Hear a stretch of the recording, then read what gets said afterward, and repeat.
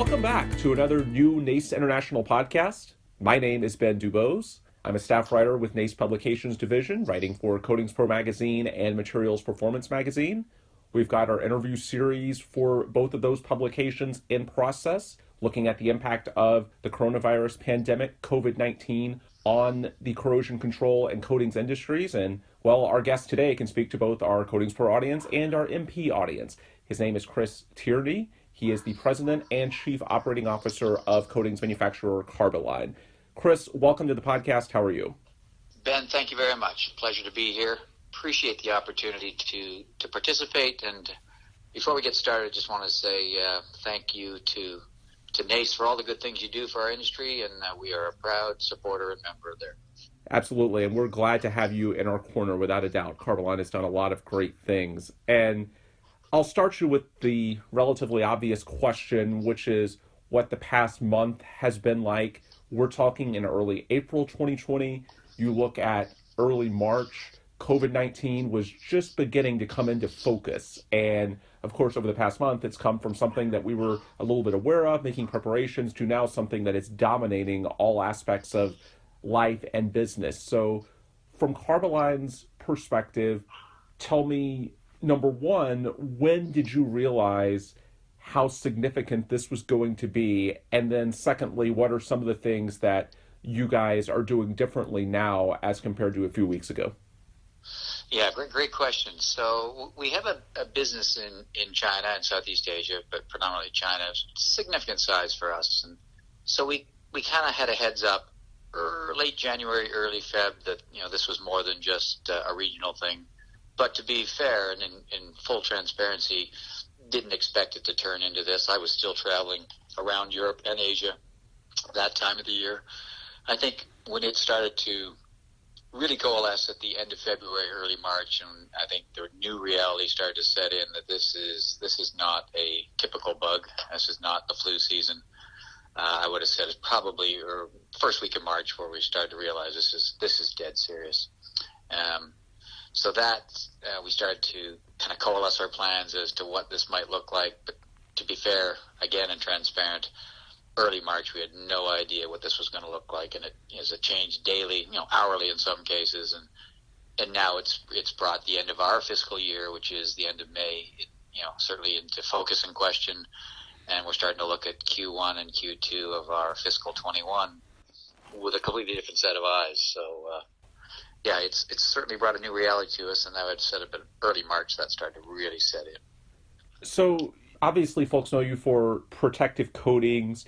You've got a history within coatings, linings, fireproofing, lots of different facets within the industry, headquartered in St. Louis. So not only are you guys producing your own products, but of course you interact a lot with your customers, your clients, various other people throughout the coatings and corrosion control industries.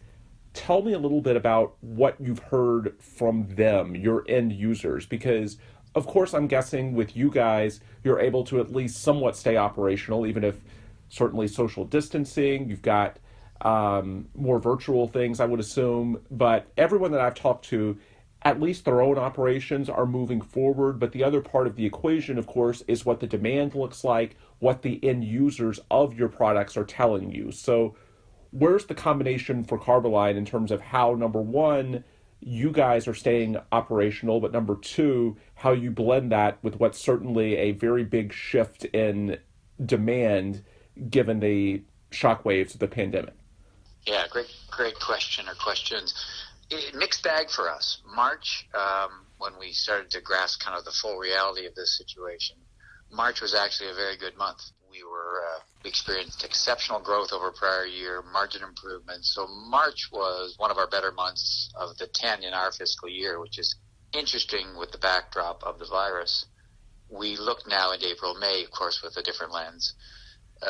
But we have a combination of things going on, as you well know. We've got COVID-19, which is no small issue, and then we've got oil prices in the mid to low 20s, exasperating the issue, as most people in my industry, and I'm sure there's competitors that'll listen, would nod their head. We're tied to oil and gas in a lot of ways, so that's concerning. The interesting part when we talk to our customers is that most of them are open for business. There's very few that have told us they've closed up. Now, some have closed some locations because of governance or state law, but most are open for business and are trying desperately to get their people to work and stay operational. The key segments we operate in are almost all within the essential services realm. So from a government perspective, things that we supply and service and keep running on a daily basis continue to carry on kind of unabated. There are markets like, of course, New York, Philadelphia, and others where things are really difficult to operate in and shut down. Spain, because we are a global company, we are almost to a grind in Spain because of the government regulations. Italy, interestingly enough, if you're reading the mail or watching the news here, you'd think Italy is a ghost town, but Italy actually just had one of its best months of the year for us in March. Certainly a different environment for folks socially, but from a business perspective, it was business as usual through March. April and May will change. So it's a mixed bag. France is shut down, but the rest of Europe is actually moving quite well. We've got some significant projects in the UK which continue to operate. So mixed bag depending where you are. Most customers trying desperately to stay open. We've been very fortunate, touch wood. We had one case in our plant in Norway where we had to close for a week, clean up and wait results, and the results were negative, so the plant reopened. We had to close one of our warehouses in Louisiana for a couple of days on a potential case, but that case, thank goodness, came back negative. We reopened. A potential case in our lab in St. Louis, again, results were negative, so we reopened after we disinfected. So we've been very fortunate, and as we sit today, we are 100% operational around the world, with the exception of Spain and France. So depending on where you are in the world, a different effect.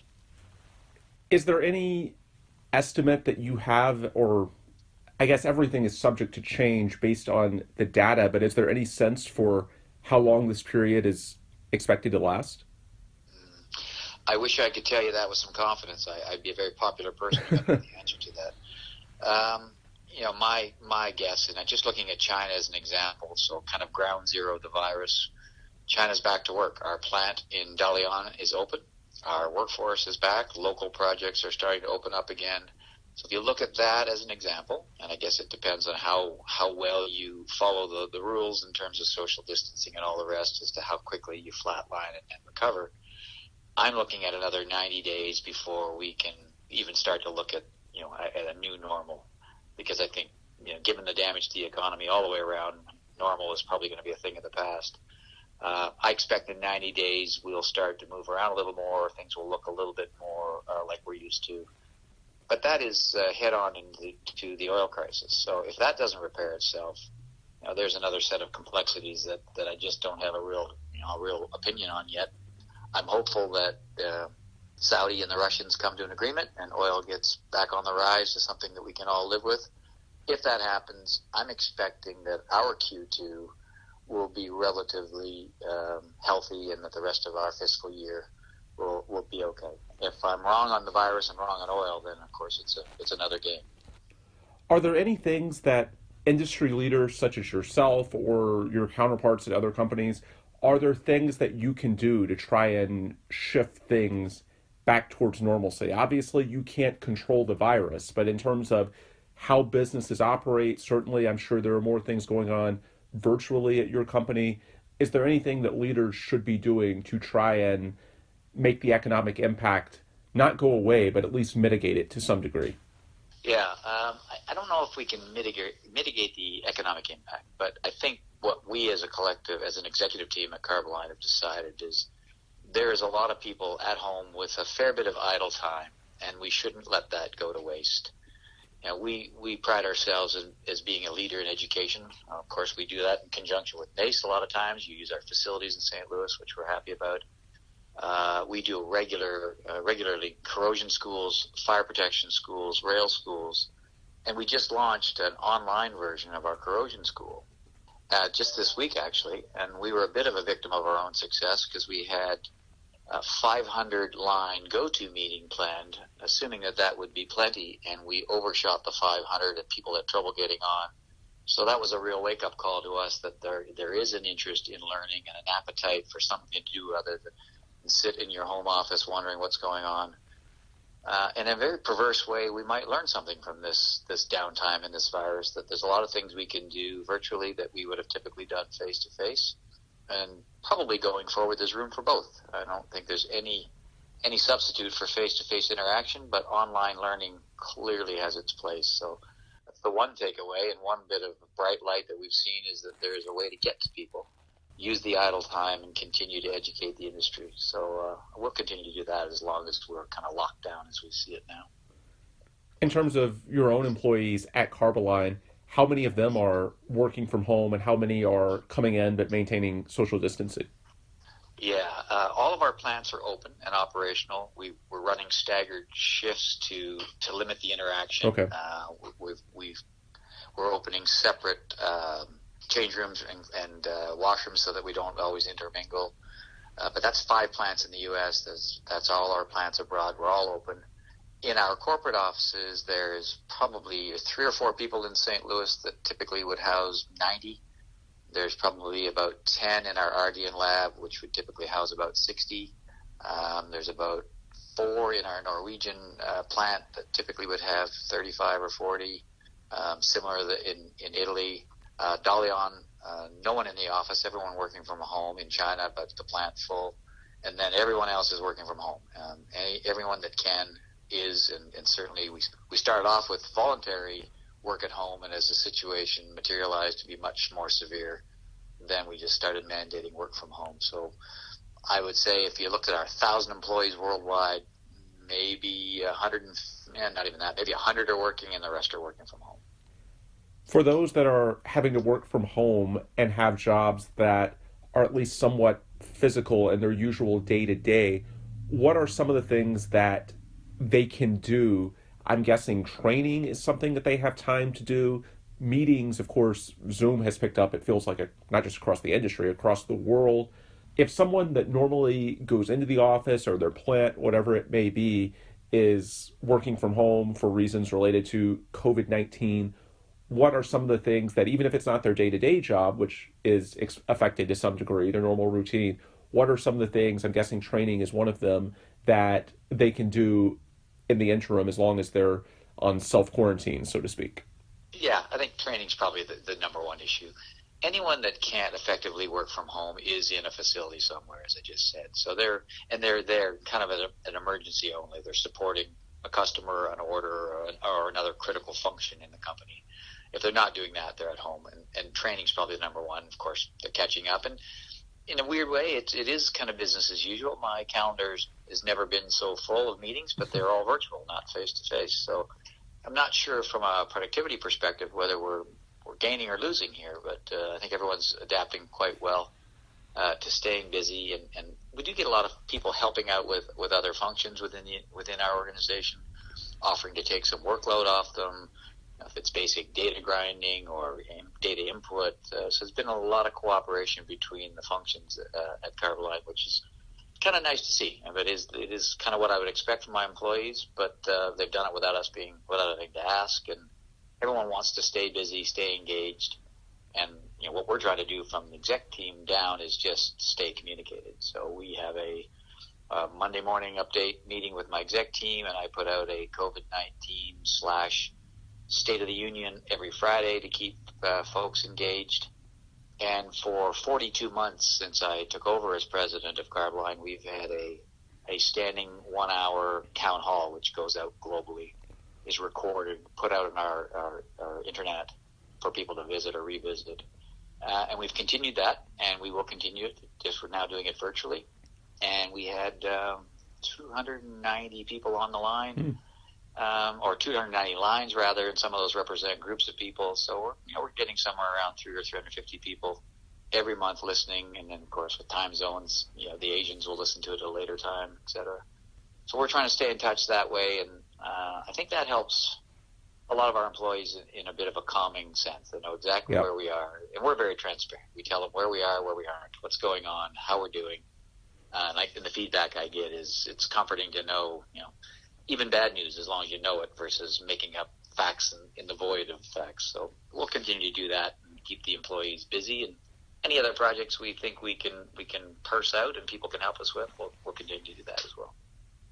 I would think that if we're talking in 12 to 18 months, when hopefully, knock on wood, there's a vaccine that marks the end of this current crisis, how many of these types of steps do you think will stick around in the industry long term? Because you touched on this earlier, but I'm picturing a lot of logistics costs that could be saved if you have more virtual meetings and you don't have people having to come into the office or travel. Now, as you mentioned earlier, there is value in face-to-face in a lot of circumstances, so I don't think anyone is suggesting that traditional modes of business will go away, but there might be some opportunities long-term, not just from a health perspective, but from a business perspective, to keep some of these new ways of life around. And one thing that I've heard a lot as I talk to people in the industry is that a lot of companies wanted to adopt more of these virtual methods of communication, but it was kind of a slow process. And this has sort of expedited that. It's kind of forced people to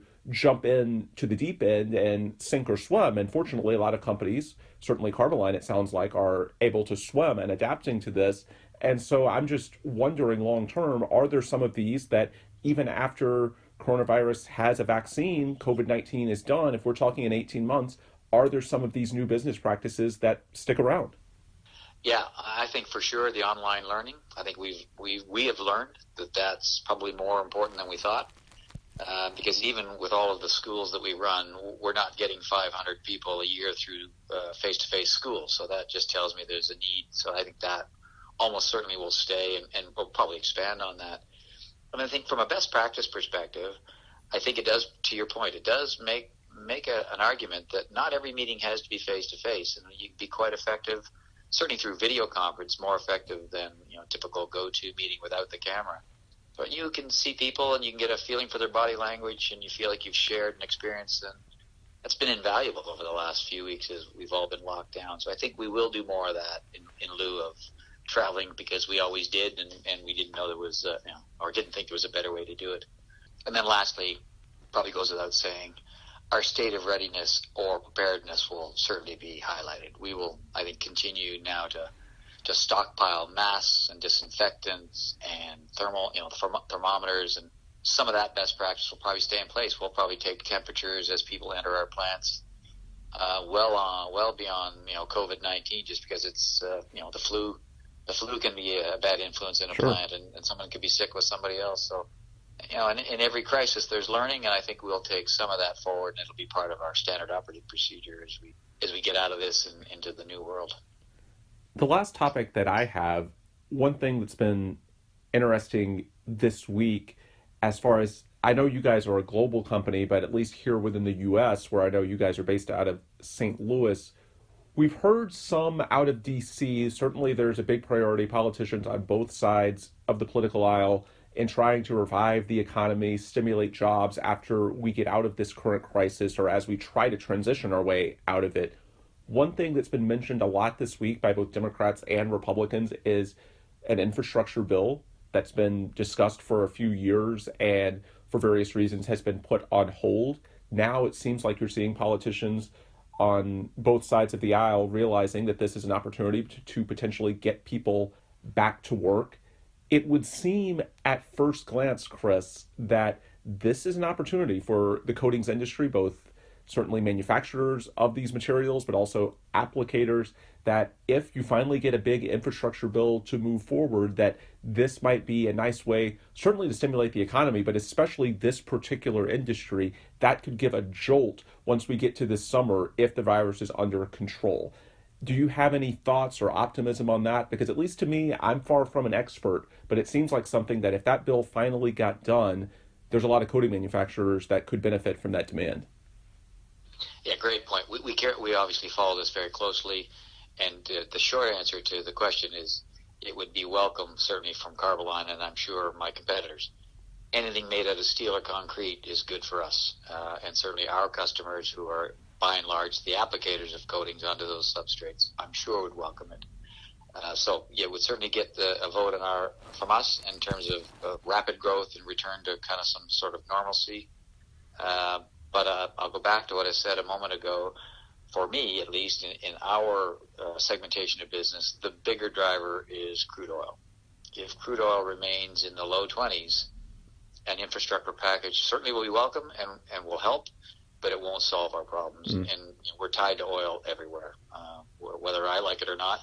Here in the U.S., Canada, across Europe, in China, our rail business, our marine business, there's implications. So that's got to get rectified. And then certainly anything on top of that, we would welcome with open arms. There's going to be a backlog, for sure, of work that just been postponed. But a stimulus package on top of that certainly would accelerate and be welcome. He's Chris Tiernay, President and Chief Operating Officer at Carboline. Chris, any final thoughts as far as speaking to people in the industry on where we go from here, what the next month or two may look like? I would only say to all of our listeners, whether they're customers, keen observers, competitors, at the end of the day, we're all people, and business is important, but no more important than your health. So everyone should do their bit to help the community and get past this, stay safe, and where we can help each other.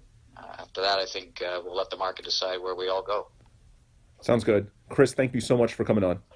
Ben, pleasure. Thank you.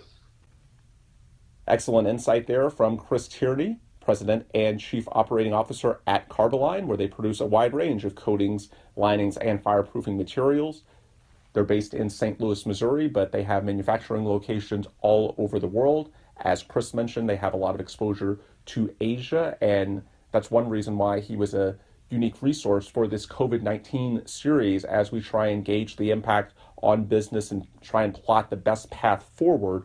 Carboline is a company that knew about this in the very early stages based on their exposure to China and Asia, and so that makes them a resource, hopefully, whether you're a customer, a keen observer, a competitor, whatever it may be. Hopefully their experiences can help all of us as we try and decide what the best path forward is for this industry as we try and bounce back from the ongoing COVID-19 crisis and the associated economic fallout that should be still coming, as Chris mentioned, in the coming weeks and even months. So we thank Chris again for coming on, and we also thank you for listening.